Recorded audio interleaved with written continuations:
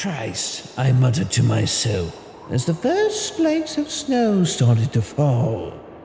They gathered in fuzzy clumps over the windshield before my wipers cleared them away. I had been waiting for 20 minutes now in my sister's driveway. I had chosen to wait inside with her. I'd have been dead by now thanks to her two great cats. Cute little devils, but murder on my sinuses. Puffy eyes and a clogged up throat. That's just what I needed. Every Christmas, our family made the annual trip to our grandparents' cabin tucked away in the woods of Hope, Alaska. And I'd hoped to beat the heavy snowfall that was forecasted. Since my sister's license was suspended from a DUI, here I was, a hostage to time, with my finger tapping anxiously on the steering wheel. When my mother had asked me to be the one to grab my sister, I'd honestly dreaded it from the start. It wasn't that we hated one another. We just weren't as close anymore. After decades of constant arguments and bitter disagreements, we became distant, and our relationship fizzled. Yes, we were siblings, but it felt more accurate to call us the residue of what siblings once were. Finally, like the gates of Valhalla, her front door opened, and out she came. Her hair was forest green. Last time I'd seen her, it had been white, and the time before that, violet. Got everything? I asked as she clambered into the passenger seat. She responded as she adjusted her glasses and stuffed a few bags in the back seat. And just like that, we were off. Hope was about a 30-minute drive, and it didn't take long for the awkward silence to inflate between us. It didn't help that the radio didn't work in my car, and that the broken auxiliary port made your music sound like it was having a seizure. By the time I reached the turnoff for Hope Highway, the road was turning into a thick, white sheet. Thankfully, on Christmas Eve night, the long stretch of Hope's small community was quick and vacant. The cabin was tucked away in a fortress of trees 5 miles off the main road. As I made the turn, my sister cracked the window, pulled out a blunt, and lit it with her lighter. Want a hit? She asked. Snow crunched beneath us, not while I'm driving. It's a straight path. We're practically already there. She took a drag and blew out the window. I want to just focus on this, all right? She huffed and pushed up her glasses. If you're that worried, maybe slow down a little bit. There was a jab. A piece of bait to lure me into another fight. But I wasn't going to bite, not this time. She could live with us getting there faster. The drive was almost over, and soon we'd be in a warm living room with my feet up, a spiked eggnog in my hand, and Bobby Helms' jingle bells in the air. I could hear Uncle Jed spouting off one of his crude jokes. Why does Santa Claus have such a... Dude! My sister shrieked, jabbing a finger in my side and whipping my mind back to the windshield. The car had just finished winding around the thick trail. The large body of a reindeer stood in our path, eyes wide and blank. It didn't move as the high beams found it. Snapping into a panic, I twisted the wheels in a desperate swerve. The car veered greasily to the side in a frying play of slosh. The reindeer, also known as a caribou, remained still, even as the bumper soared inches from its nose. We came to a crunching halt off the main path. Jesus, I sighed with blessed relief. Did we hit it? No, said my sister, leaning out the window to check while exhaling another plume of smoke. I wound the steering wheel back around and pressed on the gas. The wheels shrilled in place, kicking up globs of sleet, but not moving an inch. Perfect. I moaned and unfolded myself from the seat to check it out. The two front tires were caked in black slush and practically swallowed an amount of snow. I kicked at it, trying to clear off the icy debris from the treads and beneath the wheel as well.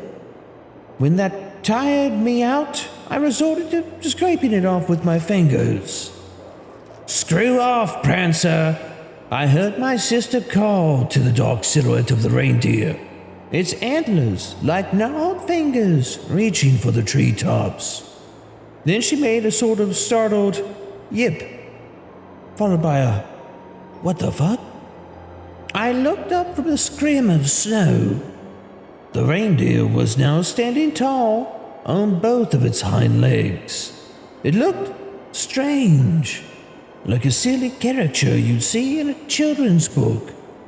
But out there, in the silence, it was a creepy image.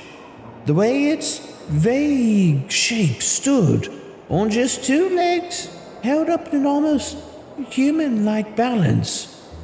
For whatever reason, I realized it didn't have a tail. Its muscular neck craned to the side and let out an undulating scream, a miserable squeal of metal grinding against metal. My legs were ice sculptures, cementing me to the spot as the shriek quieted to a succession of wet grunts. The reindeer dropped down to its original position and stomped heavily. Puffs of white vapor and strings of snot vented from its nostrils. I was no hunter, but it didn't take a lot to tell when a pissed-off animal was about to charge. I leapt for the driver's seat, pulled the door open, and slammed it shut just as the muffled thud of hooves reached me. Antlers scraped the door as its large body practically flew over the patch I had just been standing in. Fast. Very fast. My sister screamed as the large bulk of its frame wound back and charged again, this time shattering the headlights and pitching us into the darkness. "Just go already," my sister yelled into my ear. "I'm trying, goddammit," I hissed. The wheels continued to spin helplessly. We were trapped. The creature charged again, this time nailing the window. A cobweb of cracks bloomed near my sister's head. I searched for anything, literally anything, I could use as a weapon. I was never really a gun enthusiast, but at that moment, I'd have shaved my head and joined the secular monks if that meant having a Glock in my hand right then and there. After rattling the car once more, the reindeer finally appeared to lose interest and disappeared amidst the clumps of trees. Granted, some time to breathe and think. We phoned our father and told him about the situation. He was going to come down in his pickup and get us unstuck from this mess. I looked over at my sister, who was taking long, steady breaths between her fingers. "Are you all right?" I asked. "What do you think?" She grumbled. "I told you to slow down." Another jab. This time, I wasn't going to have it. "You want to be useful," I yelled. "Get out there and push. No? Then shut the hell up. I don't need it right now."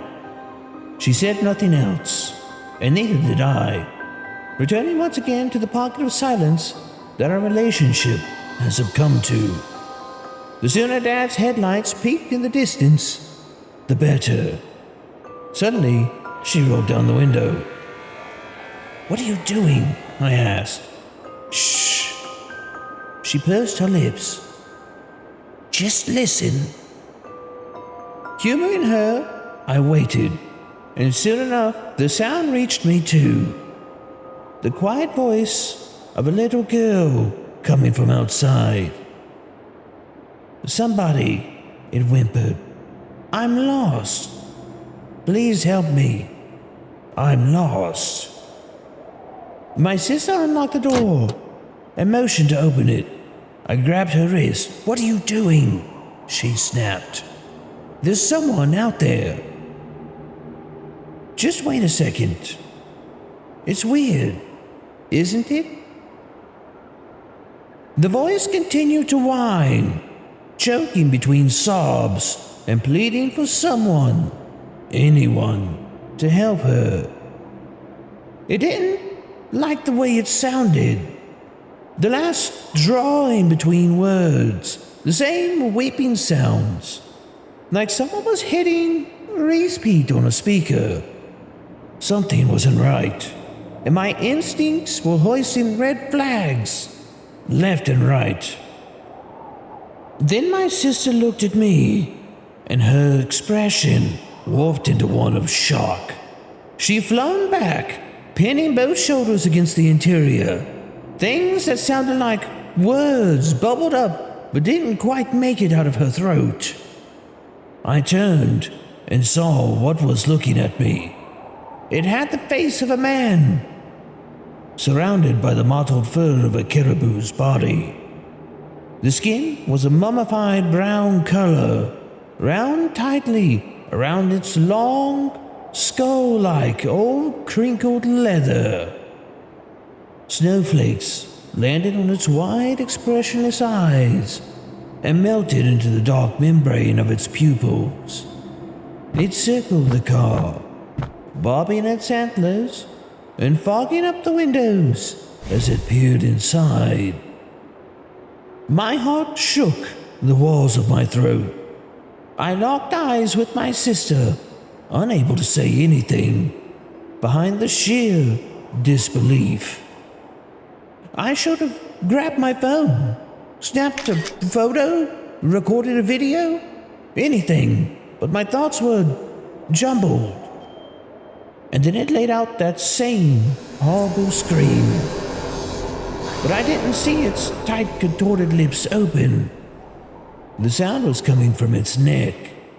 Small, fleshy orifices, flapping open like mouths, were converting the high-pitched shrill into the mimic cry of a little girl. "Help me. I'm lost. Help me." Headlights blazed and covered the area. My father's pickup came into view, paving its way down the path. The Reindeer, or whatever the fuck it was, ran off, vanishing once again into the snow-covered thicket. Nobody believed us. Why would they? If anybody had told me that story, I would have assumed they were hopped up on some crazy psychedelic. But the reality of what I saw was cold. It's something that to this day I fully can't swallow. Instead of sleeping that night, my sister and I did some research that led us to the old myths of the people that lived here before us. Skinwalkers, beings of some sort, capable of mimicking voices and disguising themselves as animals to lure people into the woods. After reading other accounts, there wasn't a doubt in my mind what we'd witnessed out there. Every so often that night, I'd stare out the window and eye the yard, wondering if I'd see that leathery face watching from the tree line. Neither I nor my sister ever made that trip again, much to the frustration of my family. But there was one silver lining. She and I have never been closer.